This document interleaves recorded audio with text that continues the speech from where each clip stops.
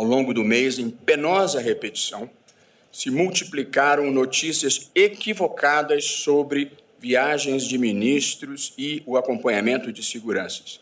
Não importa quantas vezes se prestem as informações corretas, a incompreensão permanece. Então, gostaria de esclarecer uma vez mais.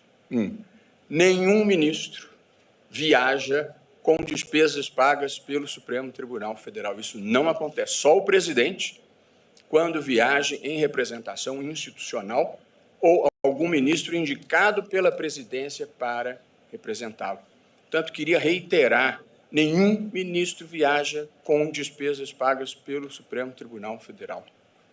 Essa é uma informação equivocada, e menos ainda viaja de primeira classe. Ninguém viaja aqui de primeira classe. Até seria bom, mas o país não comporta que seja assim e, portanto, isso simplesmente não acontece. O tribunal não controla ou fiscaliza viagens privadas ou compromissos privados dos seus ministros.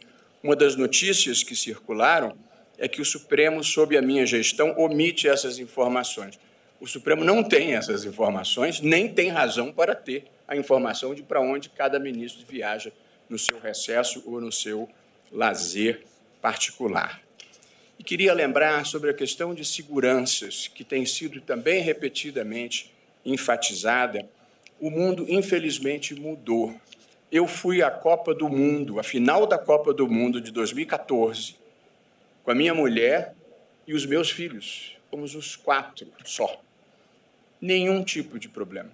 Eu fui à abertura das Olimpíadas de 2016 com o saudoso querido ministro Teori Zavascki. Fomos os 2. Nenhum segurança, porque eram outros tempos. Infelizmente, a vida mudou e quase todos nós aqui já vivemos momentos difíceis de tentativa de agressão, de ameaça de agressão, de hostilidade. E como o mundo mudou, nós, evidentemente, precisamos fornecer segurança para os ministros, porque a agressão a um ministro, seja numa atividade pública, seja numa atividade privada, é uma quebra de institucionalidade.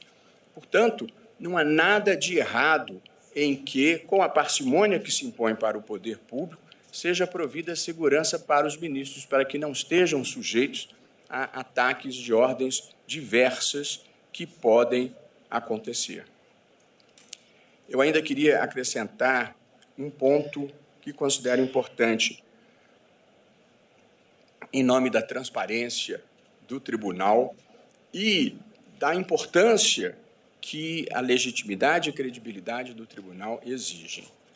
Sobre a participação de ministros em eventos nacionais ou internacionais. E, sobretudo, quando organizados por empresários, há uma crítica que me parece infundada e improcedente. Mas críticas devem ser tratadas com seriedade e, portanto, gostaria de dizer qual é a posição que eu penso que expressa a posição de todo o tribunal. A crítica, quando o encontro de ministros ou quando o ministro participa de um encontro organizado por empresários, revela, em grande parte, o preconceito que existe no Brasil contra a iniciativa privada, contra o empreendedorismo. E por que eu digo isso? Ministros participam, aí dizem, empresários têm interesses no Supremo. De fato, têm. Só que, geralmente, tem empresários nesses eventos que têm interesses contrapostos no Supremo, inclusive um contra o outro. Mas nós frequentamos, nós somos convidados e aceitamos, todos nós, a participar em congressos de advogados. Advogados têm interesses no Supremo. Nós participamos de congressos do Ministério Público. O Ministério Público tem interesses no Supremo.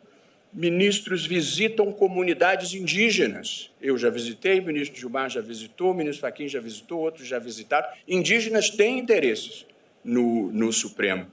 Ministros recebem sindicalistas, recebem parlamentares, recebem representantes de moradores de rua. Todos eles têm interesses aqui no Supremo. Ministros são convidados pelas Forças Armadas para visitar projetos em rincões distantes do país. As Forças Armadas têm interesses aqui no Supremo. Além disso, ministros viajam de avião, a gente escolhe a companhia aérea, ministros têm plano de saúde, têm contas em banco, todo mundo tem interesse no Supremo.